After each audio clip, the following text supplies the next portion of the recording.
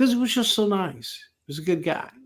Plus, he was a big badass and kill anybody and beat them up if they, messed with you. I think I took that picture that you're showing right there, as a matter of fact. Um, but he was also very innocent in that I don't know. I graduated high school probably. I don't know if he did a year of college, but he really didn't travel the world and experience everything in the world. But then to another point, he looked at things in a different way. He looked at things so logically. There's a steakhouse in Oklahoma City called Jamel's, world famous, still there. And we had to be in Oak City. So we were in Oak City driving back to Tulsa because we had interviews the next day in Tulsa. It was a very rare night off because we did an afternoon show. So let's go to Jamel's. And it was myself, Eddie Gilbert, One Man Gang, and Keith the Libyan. One day, I'm going to look up, find out what Keith's last name is, but he was another just super nice guy, journeyman that rode with us all the time. And Fergie was with us. Carl Fergie. So we get in there and Eddie and everybody is. I'd never been there, so it was my first time. One gang had never been there, so it's his first time. We're looking for a Lebanese steak, man. This ought to be good. All right. Everybody talks about it, and all Eddie's talking about goes, man, it's so great. You get fried bologna, tabbouleh, and just like all these different kinds of breads and all this different shit, and it all comes with it. And gang and I are like, okay, I mean, cool. We sit down, we order our steak, they come and they bring us our fried bologna, which big, thick chunk of bologna, and it's grilled.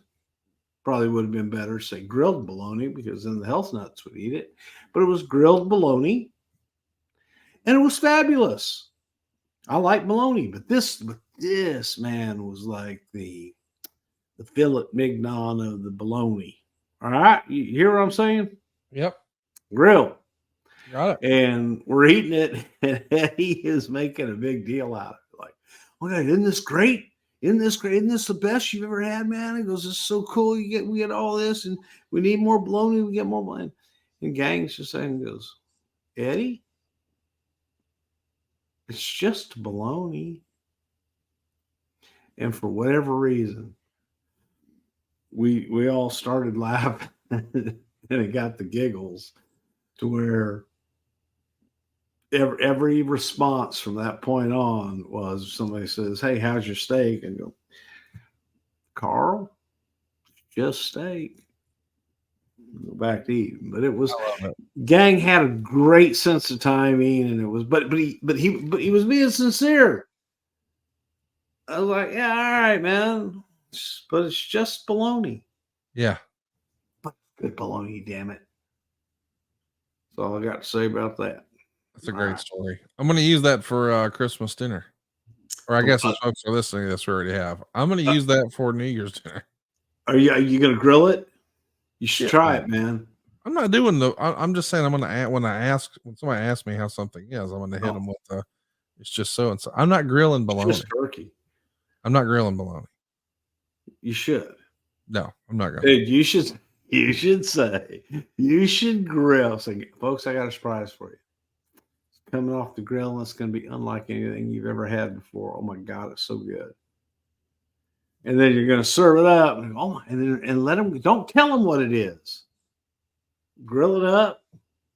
Give it a little splash of sauce on there. Just a splash. Don't lather it. Just little grill. Serve it to them. Oh my God, what is this? It's tremendous. You're going to say bologna. Oh, come on, Conrad. What is it really?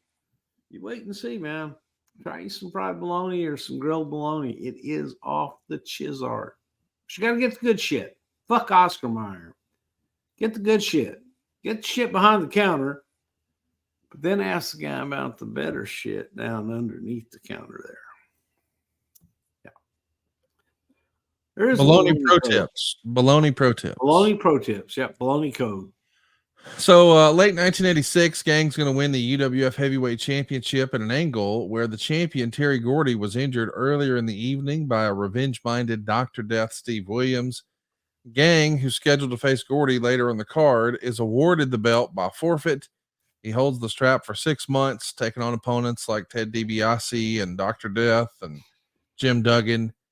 And Gang becoming the champion for Bill Watts at this point in the company maybe isn't a huge vote of confidence because the business is going down, but at the same time, hey man, it's a big deal to have the top billing and the top belt. Do you think this was important to Gang or the real life George Gray that he was the champ of a territory? I think to George that the championships meant nothing. The only thing that meant something to George in that regard was how many zeros there were on that check. All business. All business, man. He was all about the business. He enjoyed the camaraderie. I think he really liked the boys, and he liked to travel. Not, so much to travel that way, but he enjoyed the boys. He enjoyed the business, but he wasn't about being, oh my God, I'm the North American champion, or I'm the Mid-South champion, or I'm the Hoboken champion.